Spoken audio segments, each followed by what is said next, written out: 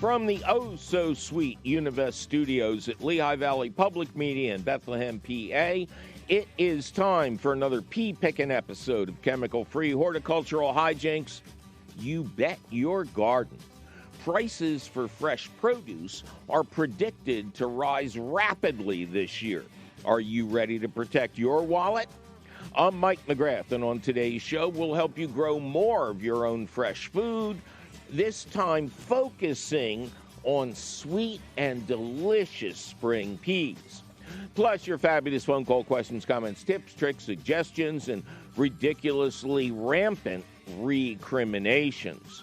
So keep your eyes and/or ears right here, cats and kittens, because it's all coming up faster than you picking sweet treats through July.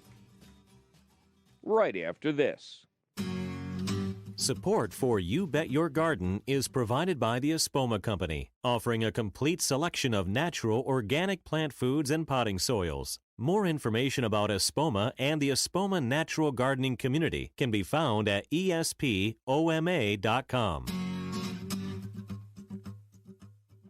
Welcome to another thrilling episode of You Bet Your Garden from the Univest Studios at Lehigh Valley Public Media in Bethlehem, PA. I am your host, Mike McGrath. Coming up later in the show, another special treat for podcast and terrestrial radio listeners only. We're going to talk about the Chinese New Year, better known as the Lunar New Year. And it's another way to try to encourage good luck for your garden this year. We're also going to tell you everything you need to get a bumper crop of peas. And we're going to talk to the field guides who are going to learn me about the reality of the symbiosis of black walnut roots. Woo! That's a lot to get over with or done with or cover or... Look. Let's just take a phone call. 888-492-9444. 888-492-9444. Matt, welcome to You Bet Your Garden. Hi, how are you? I am just ducky, Matt. How are you doing? Pretty good. And where is Matt pretty good? Just outside of Stroudsburg, Pennsylvania. Stroudsburg or East Stroudsburg? Stroudsburg. Okay. Always try to keep those things straight in my mind, but I never will. All right. They're pretty close to each other. Yeah. Well, sure. One's the east side. You know, maybe you're Correct. on the west side. I am. There you go. Upper West Side. Great place to live in Manhattan. Yeah. All right. What can we do for Matt? So my question is, I wanted to start growing elderberries, and the only one that I could find at one of my local nurseries was an ornamental lace leaf elderberry. And I was wondering if those berries are edible, since I know some plants that you buy as ornamentals, they say not to eat the fruits of. Well, it's a good thing you asked. Now, there's no chance you remember the scientific name. I do not. You know, it is Sambucus, but... Correct. Yeah, but then the second part. Yeah, the variety, I'm not sure, but it is like I said, it was an ornamental lace leaf, and the leaves are like a purple color, almost like the same color as the berries. Well, it sounds very pleasant. It sounds very good looking. Elderberries are very strange, although there are a lot of plants in the world that are highly toxic when they're unripe, but become edible when they're ripe. Elderberry is kind of a different thing. Unripe elderberries contain large amounts of a cyanide protagonist, so they can make you really sick if you were to eat them. As the berry ripens, the level of cyanide drops dramatically, but it is still not felt to be safe to eat the ripe fruit unless it's cooked, you know, like to make a jelly or something like that. Okay. because that will also lower the level of cyanide. But, Okay. since you haven't, all the research has been done with wild elderberries, Uh-huh. and almost all parts of the plant are toxic. Um, Wow. the stems, the bark, but, you're not going to go chewing into bark, right? No. I noticed the deer haven't been eating it. Well, see, that's always a good sign, or conversely, a bad sign. Yeah, but they know. Cyanide is cyanide. They can be made safe, but you have to be careful. Where did I read about this a while ago? I think the name of the website was, believe it or not, Wholesome Children. And the woman who runs this site, has two kids and a dynamic website with really well researched information. And I was wondering the same thing. Um, so I remember what she said, but it was also documented. This was all from research studies. And the bottom Okay. line is they can be made edible, preferably not in even the most overripe form. But if you make them into and the seeds contain the most cyanide. Oh, okay. If you can create a sieve Yes. that gets the seeds out, and then you processed the berry flesh, I think you'd be Mhm. good to go. But I want you to Okay. read up on this. I Now, will. did you fall in love with this plant, or do you want to grow a berry thing? Well, I like the plant, and I actually have since acquired a wild elderberry, and they're not too far apart from each other, and they both had fruits on them this year. And before I could even think about harvesting them, the birds got them anyway. So I'm going to have to buy bags for them to put around the fruit clusters. Or just feed the birds? I do.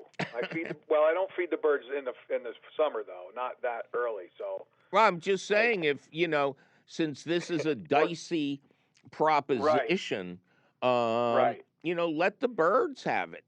Um, right, y- right. and if they hang around your house, you may have little elderberry sprouts coming up.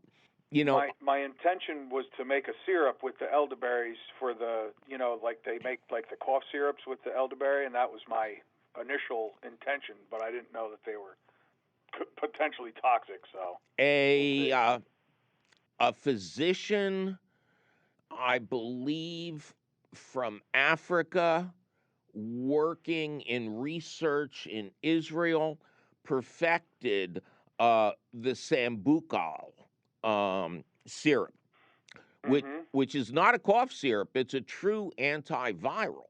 So these plants, these berries, have tremendous medicinal potential. But this Yes. is, there's danger involved. Obviously, Sure. with ripe fruit and with the seeds removed, then I think you'd be going. Um, my good friend, the late Dr. Jim Duke, who was uh, at the USDA, he was the head medicinal plant expert. Um, he said, if processed elderberry is good for you, the raw berry would be even better. I don't think Jim knew about the cyanide. Oh, did Probably I not. forget to mention that? No, I'm sorry. Well, thanks for all your information and help. Yes, and to everybody else out there, there are quite a few plants that look like elderberry. It has quite a Mhm. few imposters out there. But again, I'm almost sure this website is Wholesome Children. And if it's not, I'll correct myself next week. But Okay. she has everything. She has pictures of the look-alike plants, the Mhm. Oh, different good. different types of elderberry. Great. And if you do research, you may find a couple of recipes for, safely making syrup. Although the most prominent recipes I've seen are jams and jellies. And there would be no difference. I mean, they would be antiviral as well. I've actually gotten a couple kits from Mother Earth News to make an elderberry syrup, and it's dried elderberries, and then it has a few other ingredients in it. But I mean, I drink it; it works pretty good. It seems to. Okay. For the winter. And you've removed the seeds and everything? Yes, put it through a sieve. Okay. Yep. And boil it for quite a while, and then put it through a sieve. Sounds perfect. Yep. All right. So colds and flu will be yours no more. I hope not. Thank you. It's a fascinating plant with an amazing medical history. All right. Well, thanks for asking, Matt. Thank you, sir. All right. You take care. You too. Take care. Bye-bye. Two little bugs, little bugs, little bugs, little bugs, little bugs, little bugs. Two little bugs, little bugs, little bugs, little bugs, little bugs, little bugs. Two little bugs, little bugs, little bugs, little bugs, little bugs, little bugs. Two little bugs, little bugs, little bugs, little bugs, little bugs, little bugs.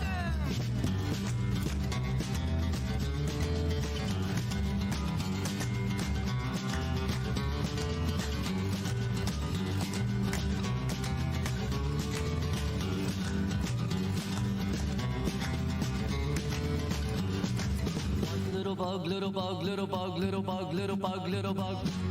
One little bug, little bug, little bug, little bug, little bug, little bug.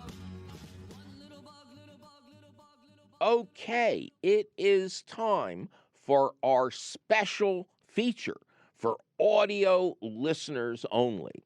If you're listening on the podcast or to the podcast or of the podcast, or if you're listening on your local radio station, we have a special treat for you that is not included in the TV version. Generally, it's going to be stories from the news that I think we all will find interesting. But today's date, the date that the show drops, which is Saturday, January 21st, is the beginning of the Lunar New Year, sometimes called the Chinese New Year. It is actually celebrated all throughout Asia. And it is a chance for you to get more luck into the next year, because that's what the celebration is all about. It's getting rid of old business, old evils, and starting the new year fresh. And luckily, it goes on for 4 or 5 days. So if you can't get it together tonight, you can celebrate it any day over the coming half week. Now, when I was a reporter for the Philadelphia Inquirer and the Philadelphia Daily News back in the 70s and early 80s, I would do a Chinese New Year story every year. And I really learned so much about this fabulous occasion. So here's the story. If you want to celebrate Chinese Lunar New Year correctly, you clean the house. You start by cleaning the house top to bottom, and then you make sure to sweep the dirt out the doorway into the street. That dirt is all the evils, all the demons, all the bad luck you may have experienced in the previous year. You're getting rid of it. You're expelling it. Then, if you want to go for the gold, you put on all new clothes, socks, underwear, shirts, pants, dresses, everything brand new. And then you consume a traditional Lunar New Year dish, which can consist of many things.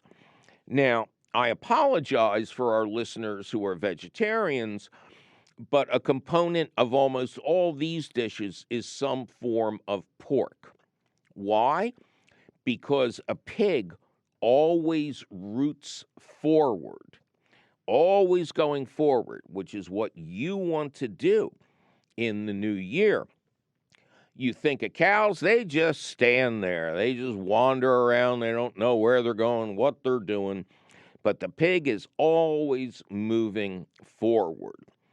In addition, all of the side dishes should be colored gold, silver, or red. Gold and silver, of course, for financial good luck in the new year, and red for good health. When I have my Lunar New Year dinner tonight, I will have some nice sustainably raised ham and beets, red beets and golden beets. So I've got the dish covered. And again, this is something you can do anytime over the next couple of days. And if you're curious, this is the year of the rabbit. So you can go online and look up and see if you're a rabbit. Instead of your actual birthday, it corresponds to your birth year. Next year, I'm going to throw out the works. I'm going to set off fireworks. I'm going to do everything because next year is my year, the year of the dragon. And I will celebrate the Lunar New Year in style. But remember, clean out your house, put on new clothes, have a dish that reflects moving forward, financial health and physical health, and maybe you'll be a better gardener this year. It couldn't hurt.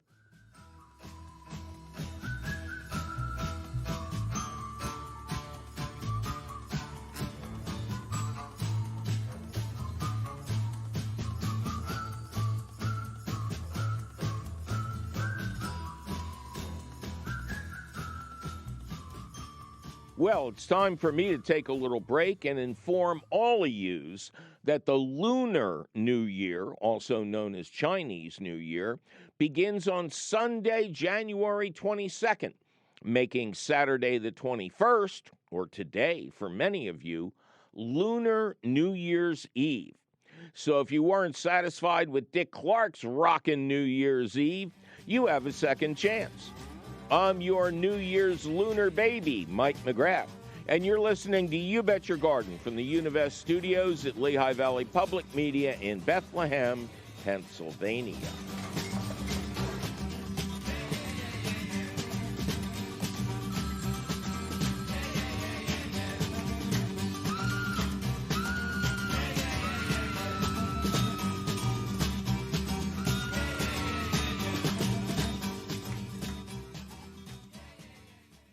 Support for You Bet Your Garden is provided by the Espoma Company, offering a complete selection of natural organic plant foods and potting soils. More information about Espoma and the Espoma Natural Gardening Community can be found at espoma.com.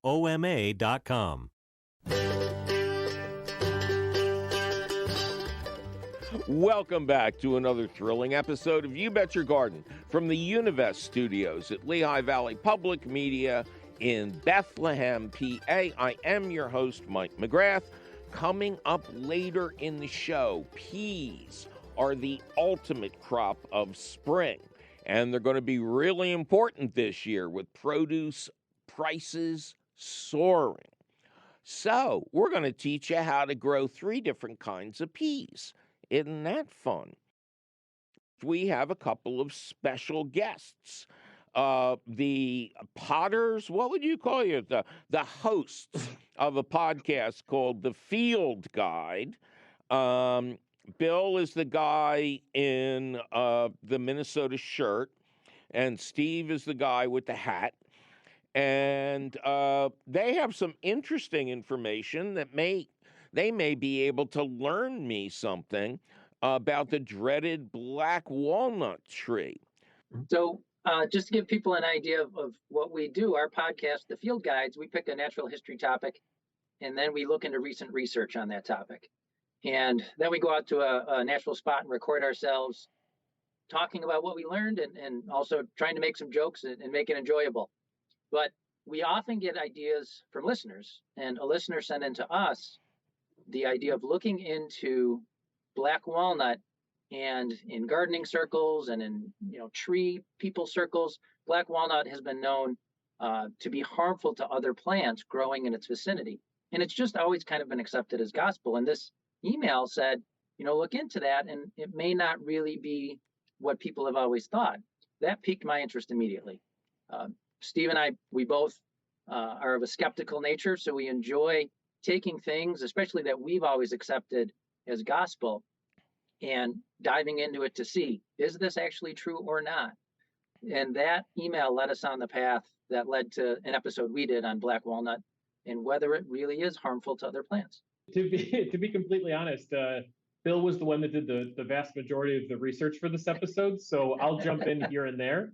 But for the most part, I'm going to let Bill lead the talk on this one. So right now, you're just the pretty face. Yeah, I'm trying. Steve's the talent. So tell me what you learned. First, it has been accepted that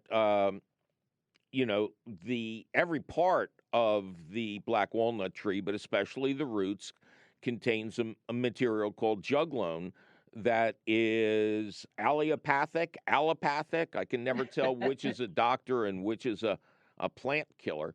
But it has been long accepted that they are tomato kryptonite.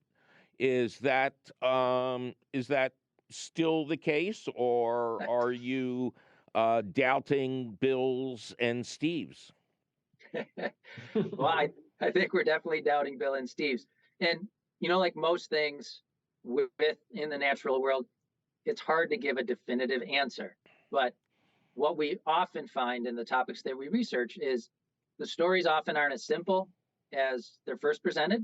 And we often find that the real story is more nuanced and it's more interesting. So we're going to go back a ways, because I'll tell you that most of the articles or publications that talk about black walnut and its toxicity, almost all of them refer to the fact that black walnut's toxicity has been known since the 1st century. The Roman writer Pliny the Elder, he's often quoted as saying, black walnut is poisonous to all the plants within its compass. Poor Pliny is not here to defend himself, He is not. But I think that's good reason to give us pause, and maybe not use that as your main source. But, after him and probably until the 20th century, that was accepted, that black walnut was poisonous. And it was mostly stories that people told of seeing that certain plants wouldn't do well under black walnut. And my question, kind of reading through the research, is why are people planting tomatoes under black walnut trees? because we got no place else. Okay. All right. Desperation, yeah. Yeah. So in the 1920s, that's when researchers started looking into it. There was 3 researchers that really started to notice that tomatoes and apple trees especially weren't doing well under black walnut trees. And there was one researcher from Virginia, his name was A.B. Massey, and he wrote about how he noticed in his garden that certain tomato plants, parts of the plant were wilting. So what this guy did is he dug down into the soil, and he reported that every wilting tomato plant that had part of it wilting, part of their roots were touching a black walnut root. Right. I love to imagine this guy's wife coming home and finding holes all over his backyard, and him trying to explain the black walnut is killing the tomato plants. But that's a eureka moment. But again, that's observational science. So they assumed that that's what it must be. But in the late 1920s, there was a bit of a backlash. Some researchers actually came out and said, the trees that they're saying are walnuts, those aren't even walnut trees. Now, it's hard to determine 100 years later if that's actually accurate. But for the next 20 years or so, until about the 50s, there was this back and forth of Massey and the researchers saying, no, black walnut's toxic. And then researchers on the other side saying, maybe not. And they would often have photos from farmers saying, look, I have black walnuts and things are growing fine under and around them. So in the late 40s, the USDA actually came out with a publication saying black walnut is harmless. It has not been proven conclusively, but like most good stories, it refused to die. And a lot of people just ignored that. And in the 50s, they started to do research into juglone. And that research, some of it did show that yes, juglone does have toxic effects on plants. The juglone is just the precursor. Shouldn't they be testing this super hydro semi-hemi juglone that happens underneath the soil? So to be clear, hydrojuglone is the precursor. That's what's Oh, in right. black That's in the walnut. tree. Right. And then juglone is the product that comes out. So I don't know of any tests that have been done on hydrojuglone. This has all been, everything we saw was just looking at juglone because that's what's ends up in the soil eventually. All right, guys, you've been great. Thank you so much for a stimulating conversation that leads us to actually nowhere. But you know, those are Yeah. those are the most fun. I listened to a couple of your podcasts. You're great guys. Oh, thanks. Steve actually speaks on them, ladies and gentlemen. He does. Well, I'll speak. Usually there's a lot of time to throw in little things here and there. But Bill and I kind of switch who does the research for any given article. So Right. it's kind of fun because Bill has one style and I have one style, and when it's his turn to do one, I'll be jumping in with a bunch of stuff, and when it's his turn, or when it's my turn, he'll be jumping into mine with a bunch of stuff, and it's always kind of fun to see the directions we take it. And you guys are fun. And the Thanks. podcast is called The Field Guides. And Correct. I found it right away without knowing anything else. So it's out there. Thanks very much for being with us today. It was fun. Our Yeah, pleasure. thanks for Thank having you. us. Number to call 888-492-9444. Darlene, welcome to You Bet Your Garden. Hi, Mike. Hello, Darlene. How are you today? I'm just doing wonderful. What about you? I am Ducky. I would move Ducky around, but Ducky has a new playmate. If you remember the Jolly Green Giant, this is his little Yeah. brother or cousin, Sprout, which was a gift to me by our sound guy over the holidays. And Sprout will be a regular on the show. As we say elsewhere, as we say elsewhere in the show, he really wanted to get me the Jolly Green Giant, but we couldn't fit him in the studio. Oh, my goodness. Well, my grandkids are going to be so excited to see a new addition to the program. That's right. They love watching you. Yeah, well, I'm just a kid at heart. I You wish sure are. I wish I was a kid in age. That's the problem now. All right, Darlene, what can we do you for? Okay. Well, I did send some pictures over. I have a very small dappled willow that I planted last May. And I noticed that the trunk down at the bottom, right above where it's planted, has a split in it. Yes. And it's concerning to me. So Okay. I did put a heavy bed of my compost that you taught me how to do around it this past fall. But I just was concerned, and I thought, ooh, I want to call and ask the expert. What do you think? What would have happened to make that split? Okay, and you also sent us a picture of another tree. I only see the base. Is it a dogwood or magnolia? It's a 20-year-old Kwanzan cherry tree. Oh, okay. And the bark is kind of pulling away from the tree, and I have that hole, which I would say is about like an inch and a half deep. Oh, that's nothing. So that's nothing. No, that's I'm so the happy to sign hear of that. an aging tree. Now, let's start with the willow.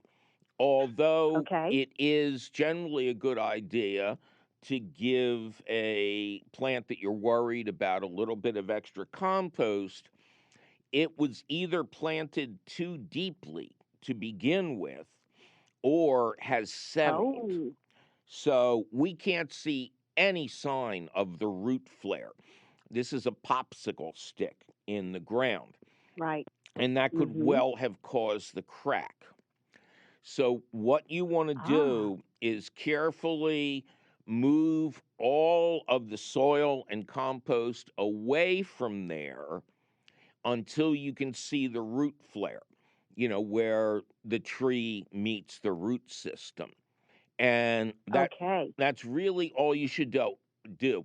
I know it's counterintuitive, but trees with the root flare showing are the last trees to fall over in storms and stuff like that.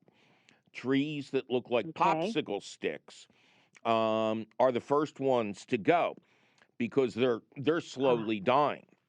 The roots, believe it or not, need air.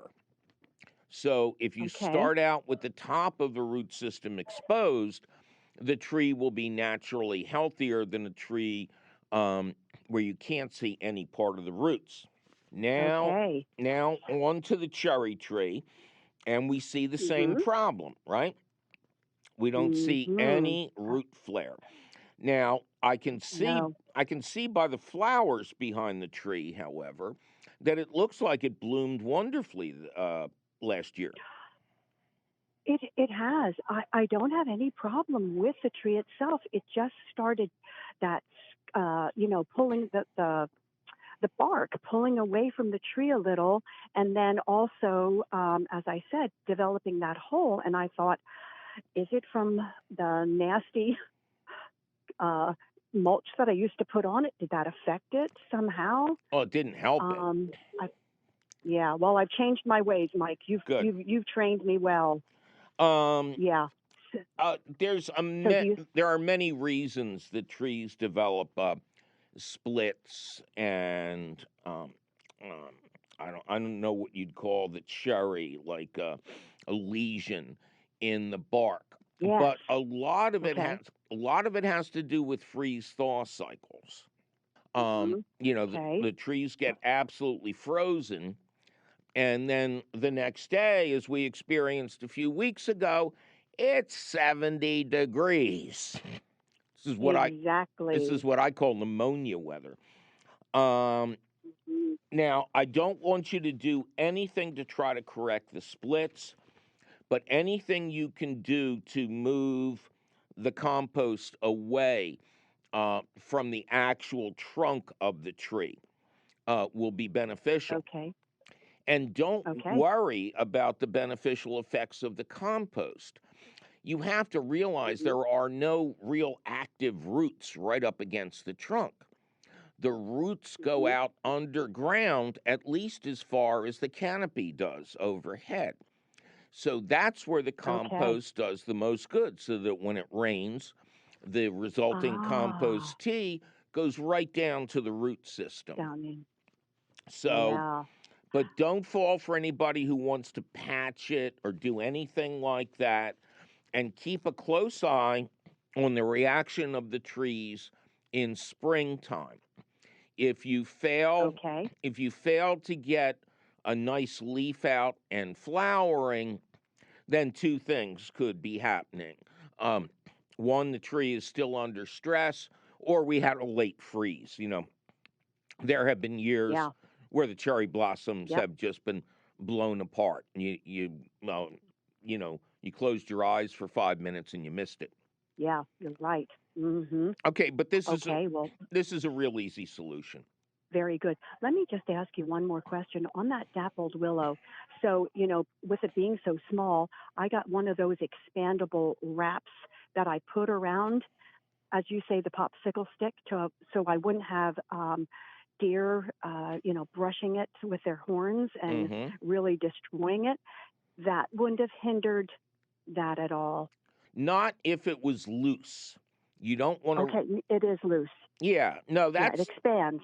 Hmm. that's fine. And deer rubbing their antlers against trees in the springtime can harm plants.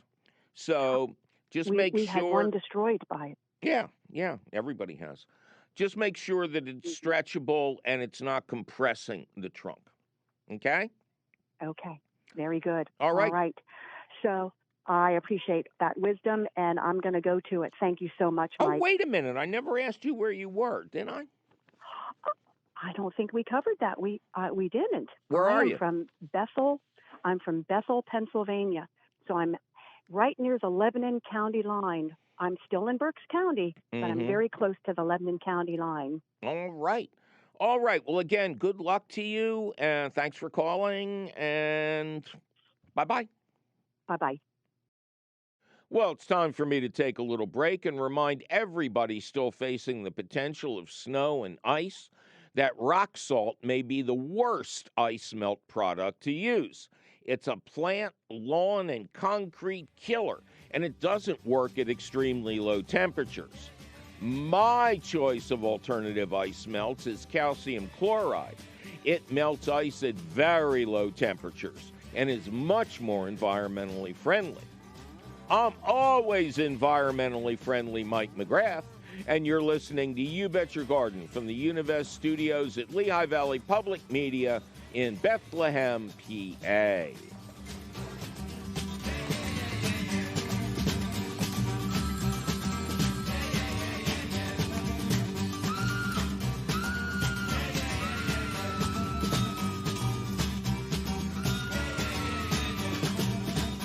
This is 91.3 FM, WLVR Bethlehem, WLVR.org.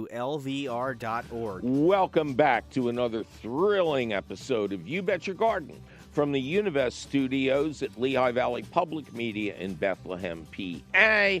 I am your host, Mike McGrath, and we're in the stretch now, cats and kittens.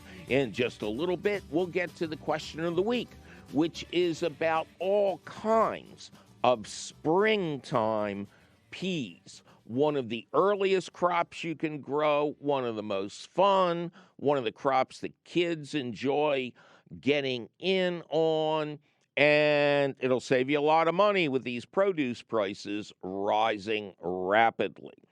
But first, a couple more of your fabulous phone calls. Sean, welcome to You Bet Your Garden. How you doing? I'm just ducky, Sean. How are you? Well, I guess I'm ducky too, aren't I? Oh, well, you have to have your own duck for that, pal, you know. I have two. You have two ducks. Well, you're duckier than I then. I've been defeated. Now they'll let me out of this studio. Where are you, double ducky Sean? I'm in Nazareth, PA. Oh, not too far from us. Martin Guitar is in your vicinity, right? Yes, it is. It's actually just up the road from me. Oh, what a fabulous thing to have in your area.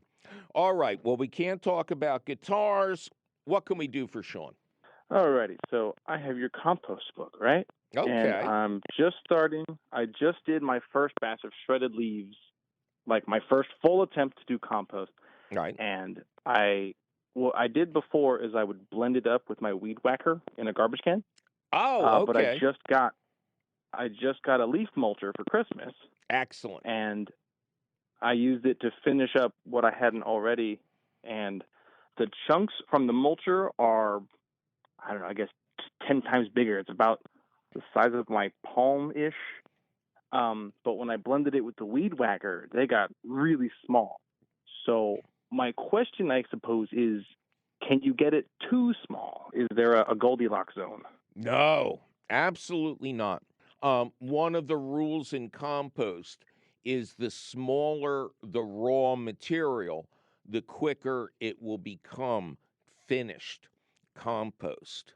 So, if you think about it, if you've got leaf particles that are really tiny, I mean, they are almost compost already. All they need, and they've got all this surface area to interact with the nitrogen in your pile.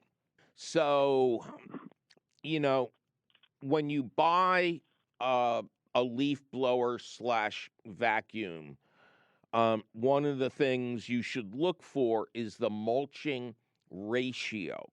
For instance, the lowest I've seen is 12.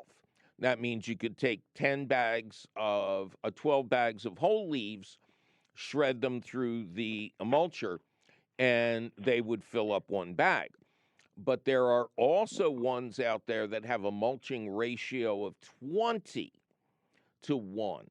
So you could literally dump 20 bags of whole leaves on the ground and put the result into one bag. I did this on the Today Show one year. It took the whole show. Every time we went to commercial, I was sucking up another bag. So I don't know. Do you know what your mulching ratio is? Yeah, it says it's 16-1. Okay, so So it's a good midway. that's kind of in the middle. And I've heard about the string trimmer in the trash can, which sounds very exciting to me. Was that okay for you in your personal sense? There wasn't. I presume you wore eye protection, and was it easy to do? Well, not at first. I wore eye protection. It was only once a piece of the weed whacker line. It came close, so I was like, "All right, eye protection time." Yes, exactly. Men Yeah, always read the directions afterwards. that's how it works. It's how life works. Well, I think you're on. And are you cool with continuing the string trimmer?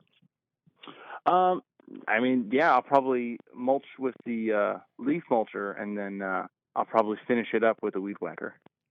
That is an excellent idea. But if you're getting uncomfortable with the trash can and the line trimmer, a lot of people will suck up their leaves into the collection bag, shredded, and then they'll pour them out and they'll shred them again. And that's where you get the real. Yeah. That's where you get the real money shot. Okay. All right. So, but this is true of everything you put into your compost pile. The smaller the particle, the faster it will make compost, and the better quality it will be. This is one of the ways you make really hot compost really fast. Okay. All right, man? Okay. Yeah, well, a related question to my ducks, ironically. I know that the chickens digging through it is fine because they add the nitrogen. Is it the same for ducks? I don't think ducks root the way chickens do they? Well, they pitter patter, but they certainly poop everywhere. Oh, well, duck poop is great. Do you have a little kiddie pond for them? Yeah, it's actually it's a little bigger than most of those sort of 4-inch tall ones you see at the store. Well, when you want to clean it out, pour buckets of the poopy water onto your compost piles if they're dry and around your plants. No, that's a great natural source of nitrogen. Awesome. All right, you take care. Thanks for calling.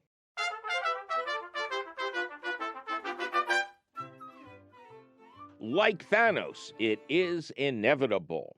The question of the week, which is not so much a question as a continuation of our instructions for a happy and profitable garden this year while outside produce prices go through the roof. This week, peas, please. They're the perfect cool weather crop. And that's part 2 of our organic solution to produce price inflation. Peas are my favorite cool weather crop. Crunchy, deliciously sweet, fun to grow, and kids love them. My pair of hooligans loved snow peas so much growing up that there was little picking for me to do, although they'd let me have a few every once in a while. Anyway, all types are cool weather lovers. They are often called June peas because the vines typically shrivel up and die in early July's heat.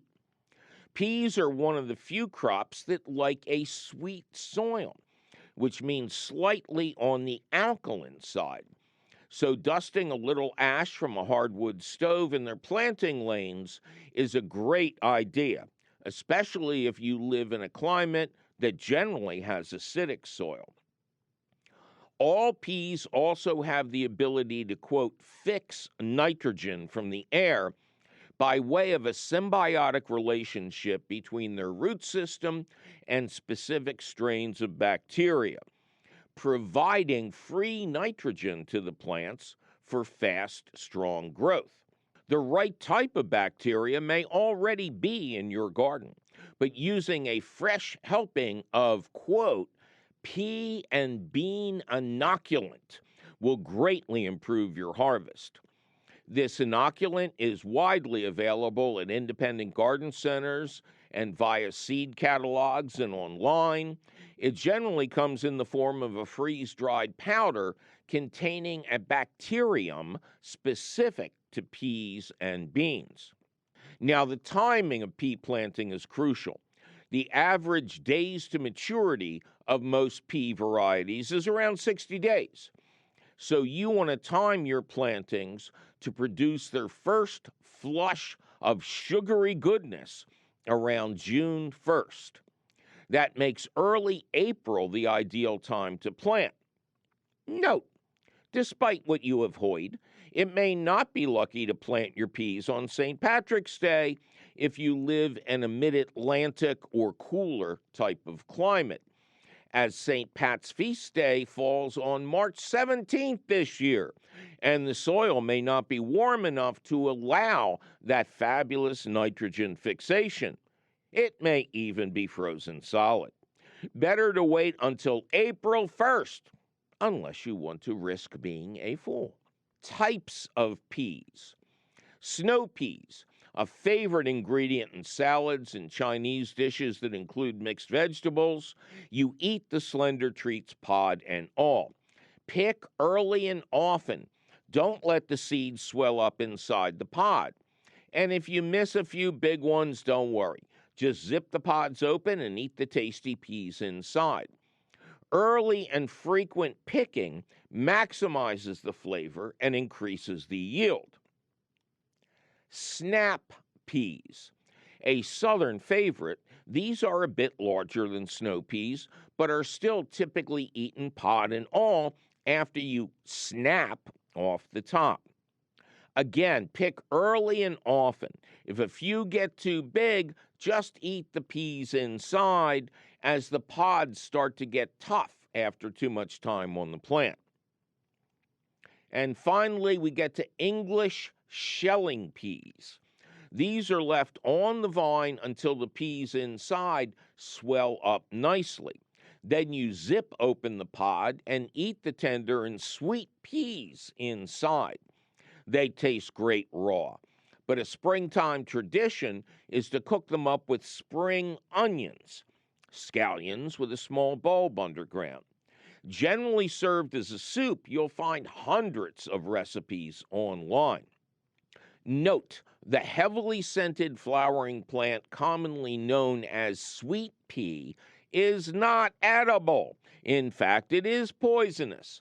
Unfortunately, it also has some botanical features that resemble true pea plants. All real peas are edible, but ornamental sweet pea flowers are not. Now, best as I know, all pea vines are, quote, self-supporting. Give them something to climb on, and their talented tendrils will take care of the rest. But how high does this support need to be? Dwarf snow peas, also known as bush snow peas, can be very tidy, depending on the variety. Even the shortest plants will produce full-size pods, and the shorter the plant, the easier it will be for kids to reach those priceless prizes. Examine seed packets and catalog descriptions carefully, looking for the final height of the plant.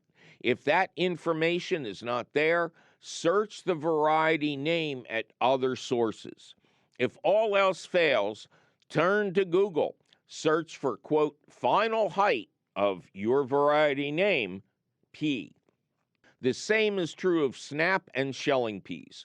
If the plant is supposed to get tall, you have to grow it against fencing or purchase a real trellis, which you'll also use for pole beans. After the peas are fried, then you'll use them for peas and beans the next year. Don't worry, they'll amortize. True dwarf or bush varieties can get by with those tiny little old school tomato cages, but some shelling pea varieties need a really tall trellis.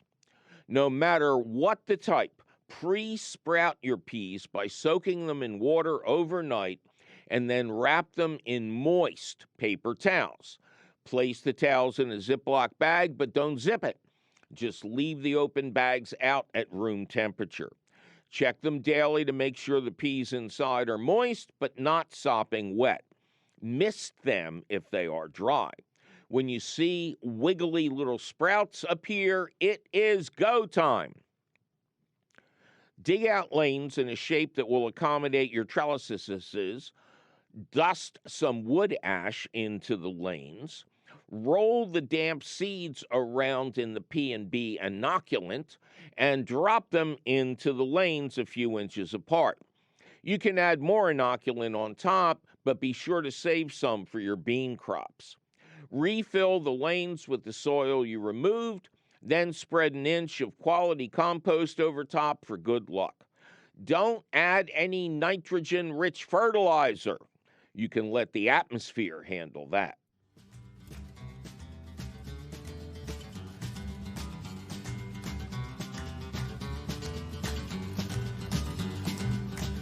Well, that sure was some timely advice about pea planting now, wasn't it? Luckily for you, the question of the week appears in print at the Gardens Alive website. To read it over at your leisure, or of course your leisure, just click the link for the question of the week at our website, which is still and will forever be YBetYourGarden.org. Gardens Alive supports the You Bet Your Garden question of the week, and you will always find the latest question of the week at the Gardens Alive website. Yikes, my producer is threatening to poach my pods if I don't get out of this studio. We must be out of time. But you can call us anytime. You really can. 888-492-9444. Or send us your email. You're tired, you're poor, you're wretched email refuse teeming towards our garden shore at YBYG@WLVT.org. Please include your location or you'll make me so sad. You Bet Your Garden is a half-hour public television show, an hour-long public radio show and podcast, all produced and delivered to you weekly and strongly from the Univest studios at Lehigh Valley Public Media in Bethlehem, PA. Our radio show is distributed by PRX, the Public Radio Exchange. You Bet Your Garden was created by Mike McGrath. Mike McGrath was created when a mad doctor combined DNA from a Brandywine tomato with DNA from Soupy Sales.